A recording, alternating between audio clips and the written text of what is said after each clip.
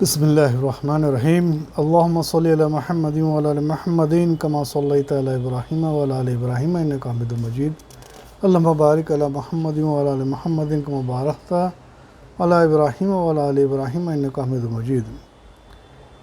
حیات الصبا کے 10 میں انشاءاللہ آج ہم لوگ پڑھیں گے کہ حضور پاک صلی اللہ علیہ وسلم کا حضرت خالد بن سعید بن عاص رضی اللہ عنہ کو دعوت دینا۔ حضرت خالد بن سعید بن عاص رضی اللہ عنہ شروع میں مسلمان ہوئے تھے اور اپنے بھائیوں میں سب سے پہلے اسلام لائے تھے، اور ان کے اسلام لانے کی ابتدا اس طرح ہوئی کہ انہوں نے خواب میں دیکھا کہ وہ ایک آگ کے کنارے پر کھڑے ہیں۔ انہوں نے بتایا کہ اس آگ کی لمبائی چوڑائی اتنی زیادہ ہے کہ اللہ ہی جانتے ہیں، اور انہوں نے خواب میں یہ بھی دیکھا کہ ان کے والد ان کو آگ میں دھکیل رہے ہیں۔ یہ بھی دیکھا کہ حضور صلی اللہ علیہ وسلم ان کی کمر کو پکڑے ہوئے ہیں تاکہ وہ آگ سے بچ جائیں، آگ میں نہ گریں۔ وہ گھبرا کر نیند سے اٹھے اور کہنے لگے کہ میں اللہ کی قسم کھا کر کہتا ہوں کہ یہ بالکل سچا خواب ہے۔ اس کے بعد ان کی حضرت ابوبکر رضی اللہ عنہ سے ملاقات ہوئی اور ان کو اپنے خواب سنایا۔ حضرت ابوبکر نے فرمایا کہ تمہارے ساتھ من جانب اللہ بھلائی کا ارادہ کیا گیا ہے، یہ اللہ کے رسول صلی اللہ علیہ وسلم ہیں، تم ان کی پیروی کرو۔ تمہارے خواب کی تعبیر یہی ہے کہ تم ان کی پیروی ضرور کرو گے اور ان کے ساتھ اسلام میں داخل ہو جاؤ گے، اور اسلام ہی تم کو آگ میں داخل ہونے سے بچائے گا اور تمہارا باپ آگ میں جائے گا۔ حضور صلی اللہ علیہ وسلم اجیاد محلے میں تشریف رکھتے تھے۔ حضرت خالد نے یہ وہاں آپ کی خدمت میں حاضر ہو کر عرض کیا کہ اے محمد صلی اللہ علیہ وسلم، آپ کس چیز کی دعوت دیتے ہیں؟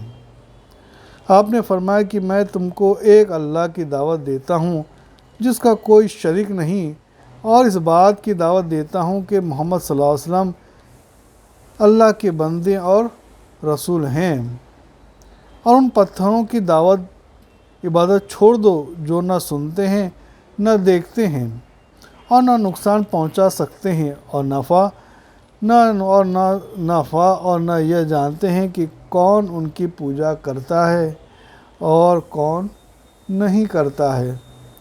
حضرت خالد نے فوراً کلمہ شہادت پڑھ لیا۔ میں اس بات کی گواہی دیتا ہوں کہ اللہ کے سوا کوئی معبود نہیں ہے، اور اس بات کی آپ اللہ کے رسول ہیں۔ ان کے اسلام لانے سے حضور صلی اللہ علیہ وسلم کو بہت خوشی محسوس ہوئی۔ اس کے بعد حضرت خالد اپنے گھر سے غائب ہو گئے اور ان کے والد کو ان کے مسلمان ہونے کا پتہ چل گیا۔ اس نے ان کی تلاش میں آدمی بھیجے جو ان کو ان کے والد کے پاس لے کر آئے۔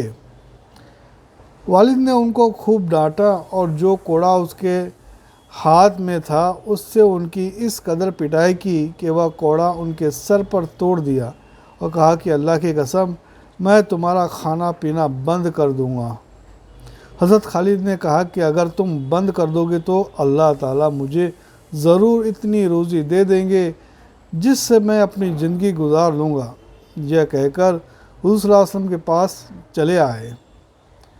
حضور صلی اللہ علیہ وسلم ان کا ہر طرح کا خیال رکھتے تھے اور یہ حضور کے ساتھ رہتے تھے، یعنی یہ بیکی بدایہ کی بھاگ کے حصے کی حدیث میں سے لیا گیا ہے۔ دوسری روایت میں یہ مضمون ہے کہ ان کے والد نے ان کی تلاش میں اپنے غلام رافع اور ان کے ان بیٹوں کو بھیجا جو ابھی تک مسلمان نہیں ہوئے تھے۔ انہوں نے ان کو تلاش کر لیا اور ان کو ان کے والد ابو حیفا کے پاس لے آئے۔ ان کے والد نے ان کو خوب ڈانٹا اور جھڑکا، اور اس کے ہاتھ میں ایک کمچی تھی جس سے ان کو اس قدر مارا کہ وہ کمچی ان کے سر پر ٹوٹ گئی، اور کہنے لگے تم محمد کے پیچھے لگ گئے ہو، حالانکہ تمہیں معلوم ہے کہ وہ اپنی قوم کی مخالفت کر رہے ہیں اور اپنی قوم کے خداؤں میں اور ان کے باپ دادا جو جا چکے ہیں ان میں عیب نکال رہے ہیں۔ اس پر ان کے والد ابو حیحار کو بڑا غصہ آیا اور ان کو بہت برا بھلا کہا اور گالیاں دیں، اور کہا کہ او قومی نے جہاں تیرا دل چاہتا ہے چلا جا، اللہ کی قسم میں تمہارا کھانا پینا بند کر دوں گا۔ حضرت خالد نے کہا اگر تم بند کر دو گے تو اللہ مجھے اتنی روزی ضرور دیں گے جس سے میں گزارا کر لوں گا۔ اس پر ان کے والد نے ان کو گھر سے نکال دیا اور اپنے بیٹوں سے کہا کہ تم میں سے کوئی اس سے بات نہ کرے ورنہ میں اس کے ساتھ وہی معاملہ کروں گا جو میں نے اس کے ساتھ کیا ہے۔ حضرت خالد حضور صلی اللہ علیہ وسلم کے پاس چلے آئے۔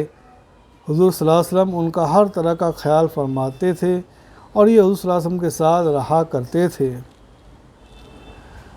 ایک روایت میں یہ ہے کہ حضرت خالد مکہ کے آس پاس جا کر اپنے والد سے چھپ گئے، اور جب حضور صلی اللہ علیہ وسلم کے صحابہ رضی اللہ عنہ حبشہ کی طرف دوبارہ ہجرت کرنے لگے تو اس وقت انہوں نے سب کے پہلے ہجرت کی۔ ان کا باپ سعید بن عاص بن امیہ جب بیمار ہوا تو کہنے لگا اگر اللہ نے مجھے اس بیماری سے شفا دی تو میں ابن ابی کبشہ یعنی حضور صلی اللہ علیہ وسلم کے خدا کی مکہ میں کبھی عبادت نہ ہونے دوں گا۔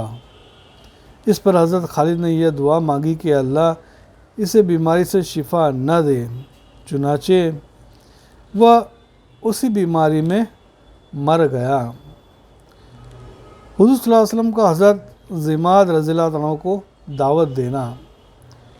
حضرت ابن عباس رضی اللہ عنہ فرماتے ہیں کہ حضرت ضماد مکہ آئے اور یہ قبیلہ آج دشنوآ میں سے تھے اور یہ پاگل پن اور جنات کے اثرات وغیرہ کا جھاڑ پھونک کے ذریعے علاج کیا کرتے تھے۔ انہوں نے مکہ کے چند بیوقوفوں کو یہ کہتے ہوئے سنا کہ محمد نعوذ باللہ دیوانے ہیں۔ حضرت ضماد نے کہا کہ یہ آدمی کہاں ہے؟ شاید اللہ تعالیٰ اس کو میرے ہاتھوں شفا عطا فرما دے۔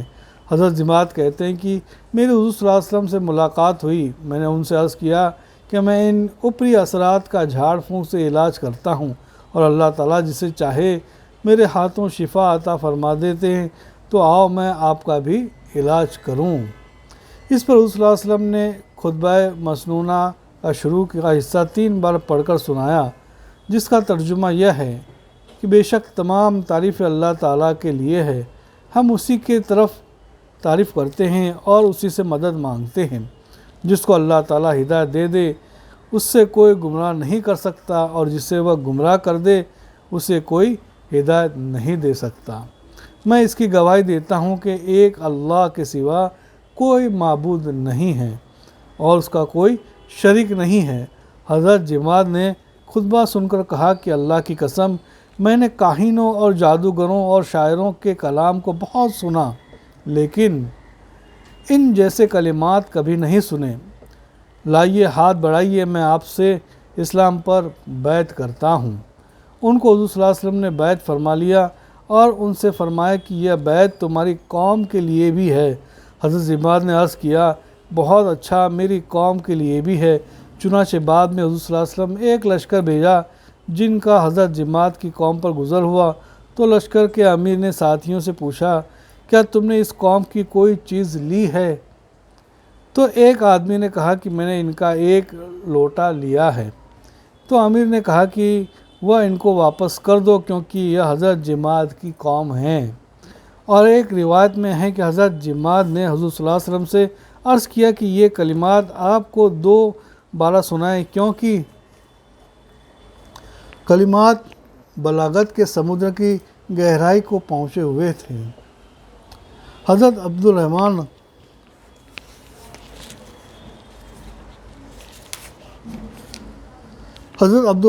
ادبی کہتے ہیں کہ حضرت ضماد رضی اللہ عنہ نے بیان فرمایا میں عمرہ کرنے کے لیے مکہ مکرمہ گیا، وہاں ایک مجلس میں بیٹھا جس میں ابو جہل اور عتبہ بن ربیعہ اور امیہ بن خلف تھے۔ ابو جہل نے کہا کہ اس آدمی نے ہماری جماعت میں پھوٹ ڈال دی ہے، ہمیں بیوقوف بتایا اور ہم میں سے جو مر چکے ہیں انہیں گمراہ قرار دیا اور ہمارے خداؤں میں عیب نکالے۔ امیہ نے کہا کہ اس آدمی کے پاگل ہونے میں کوئی شک نہیں ہے، نعوذ باللہ من ذالک۔ حضرت ضماد کہتے ہیں کہ ان کی بات کو میرے دل پر بڑا اثر ہوا اور میں نے اپنی جی میں کہا کہ میں بھی تو جنوں وغیرہ کا علاج کر لیتا ہوں۔ میں اس مجلس میں کھڑا ہوا اور حضور صلی اللہ علیہ وسلم کے تلاش کرنے لگا، لیکن آپ مجھے سارا دن کہیں نہ ملے، یہاں تک کہ اگلا دن آ گیا۔ اگلے دن ڈھونڈنے نکلا تو مجھے آپ مقام ابراہیم کے پیچھے نماز پڑھتے ہوئے مل گئے۔ میں بیٹھ گیا اور آپ نماز سے فارغ ہو گئے تو میں آپ کے قریب آ کر بیٹھا اور میں نے کہا کہ اے ابن عبد المطلب، آپ نے میری طرف متوجہ ہو کر فرمایا کیا چاہتے ہو؟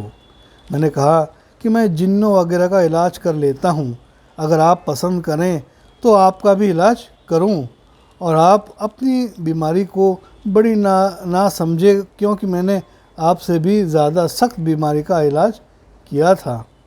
تو وہ ٹھیک ہو گئے۔ میں آپ کی قوم کے پاس سے آ رہا ہوں، آپ کے بارے میں چند بری خصلتوں کا تذکرہ کر رہے تھے کہ آپ ان کو بیوقوف بتاتے ہیں اور آپ نے ان کی جماعت میں پھوٹ ڈال دی ہے۔ ان میں سے جو مر چکے ہیں ان کو آپ گمراہ قرار دیتے ہیں اور ان کے خداؤں میں عیب نکالتے ہیں۔ تو میں نے اپنے دل میں سوچا کہ ایسے کام تو پاگل یا آصف زدہ ہی کر سکتے ہیں۔ میں نے ساری بات سن کر حضور صلی اللہ علیہ وسلم سے مسنون خطبہ پڑھا، جس کا ترجمہ یہ ہے: تمام تعریف اللہ ہی کے لیے ہے، میں اس کی تعریف کرتا ہوں اور اس سے مدد مانگتا ہوں اور اس پر ایمان رکھتا ہوں اور اسی پر بھروسہ کرتا ہوں۔ جس کو یہ ہدایت دے اسے کوئی گمراہ نہیں کر سکتا، اور جس سے وہ گمراہ کر دے اسے کوئی ہدایت نہیں دے سکتا۔ میں اس بات کی گواہی دیتا ہوں کہ ایک اللہ کے سوا کوئی معبود نہیں ہے اور اس کا کوئی شریک نہیں، اور اس بات کی گواہی دیتا ہوں کہ محمد صلی اللہ علیہ وسلم اس کے بندے اور رسول ہیں۔ حضرت ضماد فرماتے ہیں کہ میں نے حضور صلی اللہ علیہ وسلم سے ایسا کلام سنا کہ اس سے اچھا کلام اس سے پہلے میں نے کبھی نہیں سنا۔ میں نے آپ سے اس خطبے کو دوبارہ پڑھنے کی گزارش کی کہ جس پر آپ نے دوبارہ خطبہ پڑھا۔ پھر میں نے کہا کہ آپ کس چیز کی دعوت دیتے ہیں؟ آپ نے فرمایا کہ اس بات کی دعوت دیتا ہوں کہ تم ایک اللہ پر ایمان لاؤ جس کا کوئی شریک نہیں ہے، اور بتوں کی غلامی سے اپنے آپ کو آزاد کر لو، اور اس بات کی گواہی دو کہ میں اللہ کا رسول ہوں۔ میں نے کہا کہ اگر میں ایسا کروں تو مجھے کیا ملے گا؟ آپ نے فرمایا کہ تمہیں جنت ملے گی۔ تو میں نے کہا کہ میں اس بات کی گواہی دیتا ہوں کہ اللہ کے سوا کوئی معبود نہیں، جس کا کوئی شریک نہیں ہے، اور اپنی گردن سے بتوں کو اتار کر ان سے الگ ہونے کا اظہار کرتا ہوں، اور اس بات کی گواہی دیتا ہوں کہ آپ اللہ کے بندے اور رسول ہیں۔ پھر میں آپ کے ساتھ رہنے لگا، یہاں تک کہ میں نے قرآن شریف کی بہت سی صورتیں یاد کر لیں۔ پھر میں اپنی قوم میں واپس آ گیا۔ عبداللہ بن عبد الرحمن ادوی بیان کرتے ہیں کہ حضور صلی اللہ علیہ وسلم نے حضرت علی رضی اللہ عنہ کو ایک جماعت کا امیر بنا کر بھیجا۔ ان لوگوں کو ایک جگہ 20 اونٹ ملے تھے، ان کو ساتھ لے کر چل پڑے۔ حضرت علی بن ابی طالب کو پتہ چلا کہ یہ اونٹ حضرت ضماد کی قوم کے ہیں، تو انہوں نے فرمایا کہ یہ اونٹ ان کو واپس کر دو۔ وہ سب اونٹ واپس کر دیے گئے۔ اللہ تعالیٰ ہم سب کو کہنے سننے سے زیادہ عمل کی توفیق عطا فرماوے، اور اللہ رب العزت کی توفیق سے ہم نے جو ہے حیات الصحابہ کے درس کو جو سنا ہے، اس کو دوسروں تک پہنچانے کے لیے ہم کو فکر مند ہونا چاہیے، اور اللہ سے توفیق مانگ کر، ان کی ہدایت مانگ کر اس کو دوسروں تک شیئر کر پہنچانا چاہیے۔ سبحان اللہ و بحمدہ، سبحانک اللہم و بحمدک، ونشہد ان لا الہ الا انت ونستغفرک ونتوب الیک۔ سبحان ربک رب العزت عما یصفون، والسلام علی المرسلین، والحمد للہ رب العالمین۔